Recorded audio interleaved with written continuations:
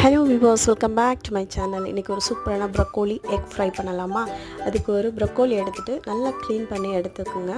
இதை நல்லா க்ளீன் பண்ணதுக்கப்புறமா ஒரு பாத்திரத்தில் ஆட் பண்ணிவிட்டு வாட்டர் அப்புறம் சால்ட் கொஞ்சம் ஆட் பண்ணி கொஞ்சம் பாதியாக என்ன பண்ணிக்கோங்க, வேக வச்சு எடுத்துக்கலாம்.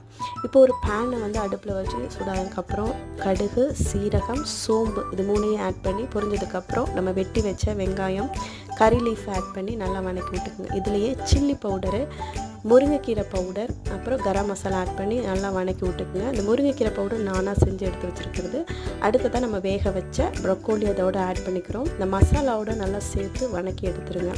எடுத்ததுக்கு அப்புறம் பார்த்திங்கன்னா இந்த மசாலாலாம் நல்லா மிங்கிள் ஆகிடும். கடைசியாக நம்ம ஒரு முட்டையை உடச்சி ஊற்றி அதுக்கு தேவையான பெப்பர், சால்ட் ஆட் பண்ணி இதோடு சேர்த்து மிக்ஸ் பண்ணி எடுத்தோம்னா சூப்பரான ப்ரொக்கோலி எக் ஃப்ரை ரெடி ஆயிடுச்சு. உங்களுக்கு பிடிச்சிருச்சுன்னா செஞ்சு பாருங்கள். மறக்காமல் என்னோடய சேனலை சப்ஸ்கிரைப் பண்ணுங்கள்.